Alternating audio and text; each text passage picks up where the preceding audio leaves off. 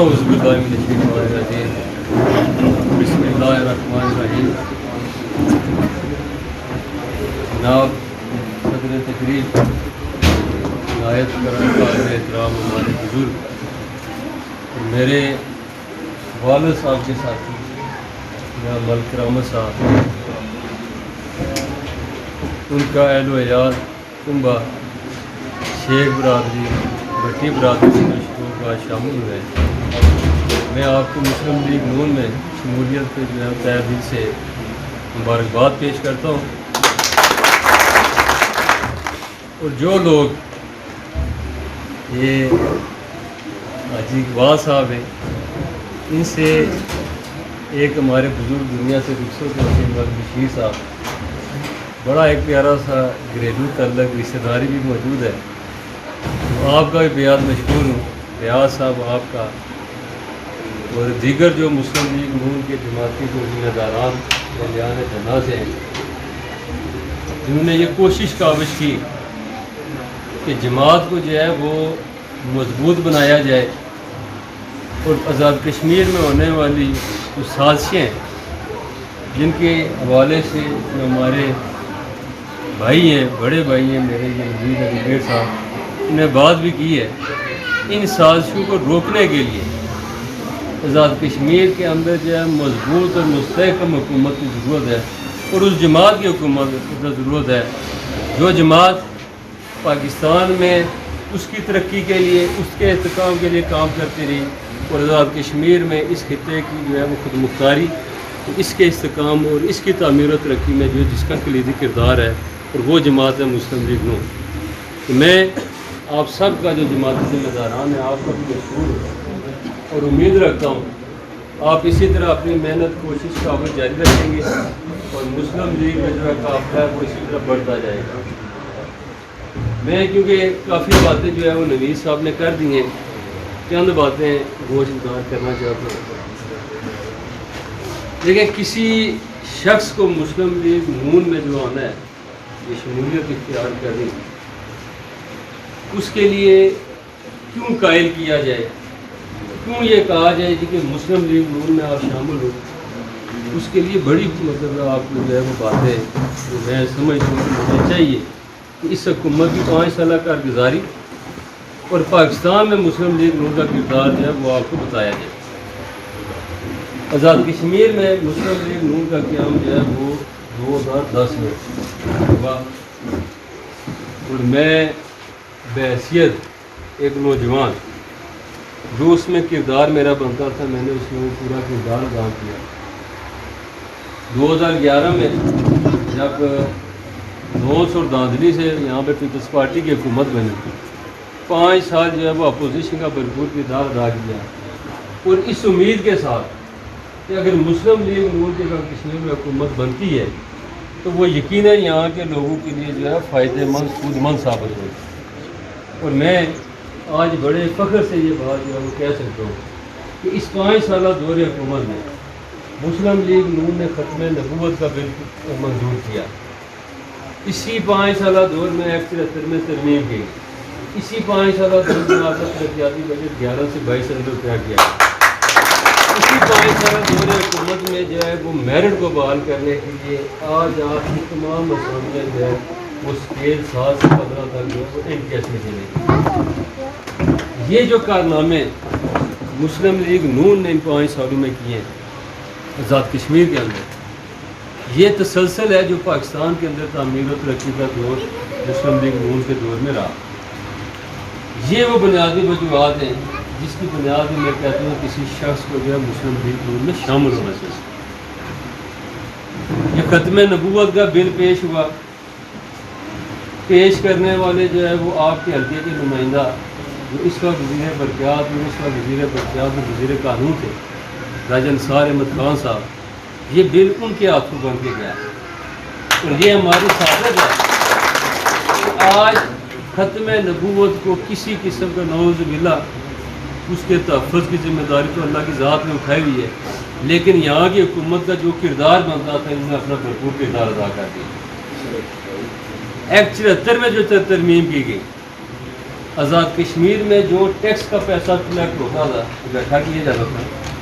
یہ بذریعہ کونسل جس کا چیئرمین جو ہے وزیر اعظم پاکستان ہوتا ہے، وہاں سے تقسیم کیا جاتا تھا۔ اور وہ فنڈ کی تقسیم کس طرح ہوتی تھی، شاید یہاں پہ بہت سے لوگ جو ہے اسے جانتے ہوں گے، بہت سے لوگ نہیں جانتے ہوں گے، لیکن برکیف وہ آزاد کشمیر کی جو منتخب حکومت ہے اس کے پاس وہ فنڈ نہیں آتے، جبکہ جمہوریت میں یقینی یہ اختیار انہی لوگوں کے پاس ہونا چاہیے جنہیں منتخب کرنے کا اختیار آپ کے پاس ہو، نہ کہ ان کے پاس ہونا چاہیے شاید جو پیسے سے، جو سفارش سے، جو کسی اور طریقے سے جو ہے وہ ممبر کشمیر کونسل میں نامزد ہو کے آتے اور اس میں جو ہے وہ مطلب اس کے شیر مادر کی طرح اسے لکھا جاتا تھا۔ تو یہ ایک وعدہ تھا وزیر اعظم آزاد کشمیر راجہ فاروق قادر خان کا کہ اگر ہماری حکومت آئی تو ہم مالیاتی اور انتظامی اختیارات جو کونسل کے ہیں یہ واپس لیں گے۔ اور یہ بہت بڑا کارنامہ تھا جو میں سمجھتا ہوں کہ جس کا کریڈٹ جتنا راجہ فاروق قادر خان کو جاتا ہے اتنا جو ہے میاں محمد نواز شریف کو اور شاہد خان خان عباس جاتا ہے۔ اس کے بعد جب مسلم لیگ نون کی حکومت بنی، آپ کا ترقیاتی بجٹ جو تھا وہ 11 ارب تھا، اور پیپلز پارٹی کی حکومت جاتے وقت جو ہے وہ بجٹ میں اسکیمیں رکھ کے وہ چلے گئے۔ اب اگر ایک اسکیم کے اوپر جو ہے وہ اخراجات اگر 1 کروڑ آتا ہے تو انہوں نے بجٹ میں اس کے ایلوکیشن 5 لاکھ کر دی۔ اب وہ اسکیم تو چلے گی،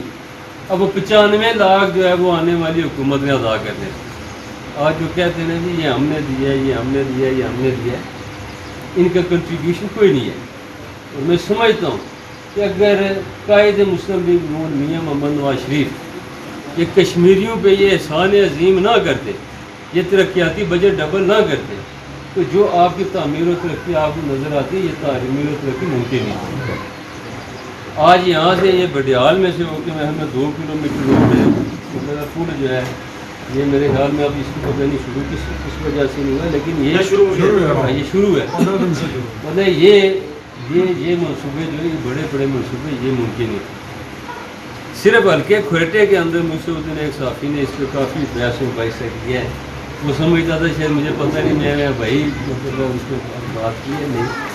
تقریباً 125 سے 130 یعنی کہ اس بجٹ کی اسکیمیں چھوڑ دیں، اتنے کلومیٹر روڈیں صرف حلقے کے اندر جو مسلم لیگ نون نے دیے ان 5 سالوں میں۔ آپ کا پرائم منسٹر ڈیولپمنٹ پروگرام جو تھا اس کی مد میں گھر گھر محلے میں جو ہے آپ کے پانی کی، آپ کے روڈز کی، آپ کے سکولز کی، آپ کے ٹرانسفارمر، آپ کے پول، یہ اسکیمیں جو ہے وہ دی گئی۔ اس 5 سالہ حکومت میں آپ کے کھرٹے کے اندر 2 سب ڈویژن کا قیام عمل میں لایا گیا، جس میں آپ کا ڈونگی سب ڈویژن بھی شامل ہے، گورگالے کا سب ڈویژن بھی شامل ہے۔ اسی 5 سالہ حکومت میں آپ کے بجلی کے 2 فیڈر کا اضافہ کیا گیا۔ یہ دیکھیں جب گرمیاں ہوتی تھیں، جب لوڈ زیادہ پڑتا تھا کہتے ہیں جی بجلی ٹرپ کر گئی ہے، فیڈر ٹرپ کر گئی۔ اب یہ آپ کا مسئلہ جو اگلے 20-25 سال تک ختم کر دیا گیا۔ باقی مسائل ابھی موجود ہیں محکموں برقیات کے حوالے سے، لیکن میں سمجھتا ہوں کہ اس 5 سالہ کارکردگی اور کارگزاری کے بنیاد پہ لوگوں کو مسلم لیگ نون کے ساتھ چلنا چاہیے، اور اگر کسی کے ساتھ نہیں چلنا چاہیے تو اس کی کارگزاری کیا وہ بھی سمجھنی چاہیے۔ 3 سال ہو گئے تقریباً پی ٹی آئی کی حکومت کو بنے ہوئے پاکستان میں، اور وہ لیڈر یہ کہتا ہے کہ جو یو ٹرن نہیں لے سکتا وہ لیڈر نہیں ہے۔ تو میں یہاں پہ بیٹھ کے کہوں کہ ملک رحمت صاحب میرے بزرگ ہیں، انشاءاللہ جہاں پہ آپ کا پسینہ گرے گا میرا خون گرے گا، اور بعد میں کہوں گی کہ یہ جو ہے اگر میں اس بات سے مکر گیا ہوں تو میں لیڈر ہوں تو لیڈر کو تو مکرنا چاہیے نہیں۔ جو پہلی بات ہے کسی لیڈر کے لیے یہ ہے کہ وہاں جو جس بات پہ کھڑا ہو جائے، جو بات کہہ دے اس پہ کھڑا ہو جائے، اس کا سر کاٹ کے لیکن پیچھے نہ ہٹے۔ یہ پہلی خوشی ہوتی ہے کسی لیڈر کی، اس کے منہ سے وہ الفاظ ہیں نکلے جنہیں وہ مطلب ہے جن پہ عملی طور پہ وہ عمل نہ کر سکتے۔ لیکن یہ ہمارا نہیں ہے، ہمیں مطلب بتایا گیا جناب مطلب آپ کی جو ہے کشمیر بھی ہم آزاد کروا کے دیں گے، آپ کو 1 کروڑ نوکریاں ملیں گی۔ یہ آئے نا دبئی سعودی عرب سے لوگ جو ہے پتہ نہیں 1 کروڑ نوکریاں آ گئی ہیں، بعد میں پتہ لگا جی وہاں پہ حالات خراب ہو گئے تھے اس لیے واپس آئے۔ ہم یہ سمجھتے رہے پتہ نہیں نوکریاں زیادہ آ گئی ہیں اس لیے پتہ نہیں آ گئے، اور یہ اتنی غیر سنجیدہ حکومت اس 3 سال میں پاکستان کے اندر گزری ہے کہ ایک وزیر ان کا بیٹھ کے کہتا ہے جی کہ بس کل جو ہے نا وہ کنویں میں سے تیل نکلنے لگے، اس کے بعد آپ دیکھتے ہیں کہ آپ کے پاس اتنی نوکریاں ہوں گی کہ آپ کے پاس بندے نہیں رہیں گے بھرتی کرنے کے لیے۔ تو یہ جھوٹ، فراڈ، دھاندلی، ان چیزوں پہ بنی ہوئی جو حکومت ہے پاکستان کے اندر، اس نے وہ تباہی نکالی ہے کہ آج پاکستان کے جو ہے وہ پاکستان کے قائم استحکام پہ جو ہے وہ سوالیہ نشان اٹھتے ہیں کہ کیا یہ پاکستان اس حالات میں، ان حالات میں چل سکتا ہے یا نہیں۔ پاکستان کے اندر مسلم لیگ نون کی 5 سال حکومت رہتی ہے، 5 سال کے اندر وہ $15 ٹریلین کا قرضہ لیتے ہیں۔ اس کے اندر آپ کا بہت بڑا بحران جو اس کا بجلی کا پیدا ہوا ہے وہ بھی ختم کیا جاتا ہے، بلکہ اضافی بجلی پیدا کی جاتی ہے، آپ کی موٹر ویز بنتی ہیں، آپ کا سی پیک آتا ہے، اور اس طرح کے بڑے بڑے پروجیکٹس آتے ہیں۔ وہیں پہ 3 سال پہ یہ نالائق اور نائل حکومت آتی ہے، $14 ٹریلین یہ قرضہ لیتی ہے، اور آج تک آپ نے کوئی تعمیر و ترقی کے حوالے سے، کسی بہتری کے حوالے سے کوئی خبر نہیں سنی ہوگی۔ سی پیک بند ہو گیا، میاں صاحب کے دور میں تو آپ کا آپریشن بھی جاری تھا، مطلب دہشت گردی کے خلاف۔ کوئی دن ایسا نہیں گزرتا تھا جس دن مطلب آپ کے جتنے بڑے بڑے شہر ہیں ملک کے اندر تمام صوبوں کے، وہاں پہ 1 یا 2 خودکش حملے نہ ہو۔ آج کوئی خبر آتی ہے کہ یہیں پہ خودکش حملہ ہو گیا۔ میں سمجھتا ہوں کہ جو بیانیہ ہے مسلم لیگ نون کا، ووٹ کو عزت دو، وہ آپ کی تعمیر اور ترقی کے لیے ہے۔ اگر ووٹ کو عزت دی گئی ہوتی، آج پاکستان میں مسلم لیگ نون کی حکومت ہوتی، تو شاید آج پاکستان کا نقشہ بدل چکا ہوتا۔ لیکن جہاں پہ ووٹ کی عزت کو پامال کیا جاتا ہے، اور جہاں پہ اس ووٹ کی حرمت کا خیال نہیں رکھا جاتا، وہاں پہ وہی اشیر ہوتا ہے جو پچھلے سال مطلب 5 سال ہم نے یہاں پہ بھی دیکھا۔ تو یہ کچھ چیزیں میں سمجھتا ہوں کہ جب آپ نکلے لوگوں کو قائل کرنے کے لیے بات کریں تو ان چیزوں پہ بھی بات کریں کہ ہم ووٹ کے حقدار کیوں ہیں۔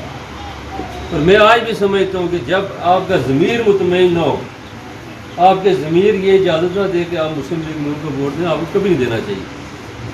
لیکن الحمدللہ جس جماعت کا میں حصہ ہوں، مجھے یہ فخر ہے کہ جب ضمیر سے پوچھا جائے گا تو ووٹ جو ہے وہ شیر کا ہوگا۔ آج جو آپ کا سب سے بڑا مسئلہ ہے وہ مسئلہ کشمیر ہے۔ جب یہ بات کی جاتی ہے نا جی کہ کشمیری، تو وہ آر پار والی بات ختم ہو جاتی ہے، یہ LOC کیا، یعنی ہماری پہچان ایک ہے۔ جب وہ کہتے ہیں کہ اتنے کشمیری شہید ہو گئے، اتنی ماؤں بہنوں کی جو عصمتیں وہ لوٹی گئی ہیں، تو وہ کشمیری کہا جاتا ہے، تو ہماری پہچان کشمیری ہے۔ لیکن بدنصیبی اور بدقسمتی ہماری یہ ہے کہ اتنی نالائق اور نااہل حکومت اور بددیانت حکومت پاکستان میں آئی، اور ایک خاص ایجنڈے کے تحت آئی، جو اب وہ یہاں پہ بھی ایجنڈا لے کے آنا چاہتی ہے۔ اس حکومت نے کشمیر کا سودا جو ہے وہ وہاں پہ اپنے انٹرسٹ کے مطابق نہیں، کشمیریوں کے انٹرسٹ کے مطابق نہیں، عالمی دنیا کے انٹرسٹ کے مطابق جو ہے کشمیر کے مسئلے کو وہ پس پشت ڈالا ہے۔ نہ صرف اسے پس پشت ڈالا ہے بلکہ سرے سے ختم کرنے کی کوشش کی ہے۔ یہ جو آپ کی ایکٹ 370 اور 35A میں جو ترامیم کی گئی ہے، اس میں جو آپ کی UN ریزولوشنز کے مطابق یہ تھا جی کہ آپ کی حق کے رائے دہی آپ کو دیا جائے گا، اس میں بنیادی تناسب کی بات ہوئی۔ اور یہ اب میں لمبی بات کروں تو جب آگے پارٹیشن ہوئی ہے، تقسیم ہوئی ہے، مطلب اس وقت بھی ایک فارمولہ طے ہوا تھا۔ پہلے یہ تھا کہ حکمران فیصلہ کرے گا کہ نہیں، جہاں پہ میجارٹی لوگ ہوں گے، جو مطلب آبادی ہوگی، وہ فیصلہ کرے گی اس نے کہاں پہ لا کرنا ہے۔ تو یہ اس پہ ضرب لگائی گئی ہے۔ آج بنیادی طور پہ یہ ہے کہ وہاں پہ اس چیز کی بنیاد رکھ دی گئی ہے۔ اس مسئلہ کشمیر کے حوالے سے، جس حوالے سے نہ صرف ہم نے بلکہ پاکستان کی عوام نے بھی بہت قربانیاں دی ہیں۔ اب وہ ایجنڈا لایا جا رہا ہے آزاد کشمیر کے اندر، PTI کی حکومت بنا کے یہاں پہ کوشش یہ کی جا رہی ہے جی کہ اب کوٹلی کو اٹھاؤ اور اسے لگا دو مطلب ہے پنڈی کے ساتھ، میرپور کو اٹھاؤ جہلم کے ساتھ، گجرات کو مطلب گجرات کے ساتھ لگا دیں آپ بنگڑ کو، اس طرح تقسیم کیا جائے تاکہ جو ہے یہ مسئلہ کشمیر بھی ختم ہو، اور جو ہماری یہ مطلب کشمیریوں کی جو حیثیت ہے یہ بھی ہمیشہ کے لیے ختم ہو جائے۔ تو یہ میں سمجھتا ہوں کہ یہ وقت ہے جب آپ یہ نہ سوچیں کہ میری مطلب بیٹی بھرتی ہوگی، میرا بیٹا بھرتی ہوگا، یہ چیپٹر ہم نے ختم کر دیے. اب تمام اسامیاں آپ کے این ٹی ایس میں چلی گئی. آپ مسلم لیگ نون کو ووٹ دیں یا نہ دیں، لیکن اب آپ کا بیٹا جو ہے یا بیٹی ہے، اس کی نوکری کے لیے آپ کو کسی لیڈر کے پیچھے بھاگنے کی ضرورت نہیں ہے. آپ کو اور آپ کی نسلوں کو اس محتاجی سے جو ہے مسلم لیگ نون کی حکومت نے نکال دیے. تعمیر و ترقی کی طرف آ جائیں، وہ بھی کوئی مسئلہ نہیں ہے. جہاں پہ ہم نے تعمیر و ترقی کی ہے کیا وہاں پہ صرف مسلم لیگ نون کا ووٹ ہے؟ نہیں. یہ دھرنا جو ہے اگر یونین کونسل کے لحاظ سے دیکھا جائے، لحاظ صاحب یہ وہ یونین کونسل ہے کہ جہاں سے سب سے زیادہ لیڈ مطلب ہے ہمارے جو مد مقابل پارٹی ہوتی ہے اس کی ہوتی ہے. لیکن جو تعمیر و ترقی دھرنا کے اندر آپ کو نظر آ جائے، کیا اس سے صرف مسلم لیگ والے مستفید ہو رہے ہیں؟ نہیں، سب ہوں گے. لہٰذا مسلم لیگ نون نے یہ کوشش کی ہے کہ لوگ مفادات سے، ذاتیات سے نکل کر نظریات کی طرف آئیں، اور آپ کے مسائل کو حل کرنے کے لیے وہ بنیاد ہم نے رکھ دی ہے. اب یہ آپ کے مسائل نہیں ہوں گے. اس لیے اب جو اصل مسائل ہیں آپ کو ان کی طرف سوچنا پڑے گا، ان کو توجہ دینی پڑے گی. اور اس الیکشن میں جو مسلم لیگ نون جا رہی ہے وہ آزاد کشمیر کے مستقبل کے لیے جا رہی ہے. یہاں پہ مطلب چاہ رہا ہے جناب کہ مسلم league known P T I نے تو ایک عجیب سا ہی ماحول مطلب پیدا کر دیا ہے. میں نہیں سمجھتا کہ ہم نے اس برادریزم کے خلاف بڑی جنگ کی ہے. 1985 سے لے کر 2001 تک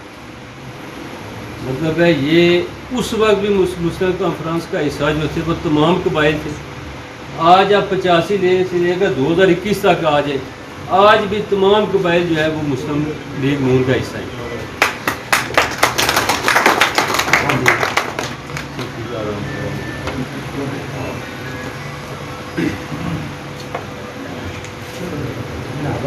اب ایسے جو آپ کے حالات ہیں، ان حالات میں ہمیں یہ چاہیے کہ ہم مسلم لیگ نون کی کامیابی کے لیے دن رات محنت کریں. یہ سازشیں، یہ مسلم لیگ نون کے ساتھ سازشیں بھی کی جا رہی ہیں اور ہوں گی. لیکن میں سمجھتا ہوں کہ اگر اللہ تعالیٰ نے کوئی اچھا کام لینا ہے، اگر اس ملک کو بچانا ہے، تو انشاءاللہ پھر مسلم لیگ نون کی حکومت آزاد کشمیر میں ناگزیر ہے. اور مجھے اللہ کی ذات پہ یقین ہے کہ اگر اس ملک اور اس قوم کے لیے جن لوگوں نے قربانیاں دی ہیں، اگر اللہ تعالیٰ نے انہیں ان کا کوئی حق دینا ہوا تو پھر انشاءاللہ آنے والا دور آزاد کشمیر میں جو ہے وہ مسلم لیگ نون کا ہے، اور پاکستان میں بھی جو آنے والا دور ہے وہ مسلم لیگ نون کا ہے. تو جو لوگ مسلم لیگ نون میں شامل ہوئے ہیں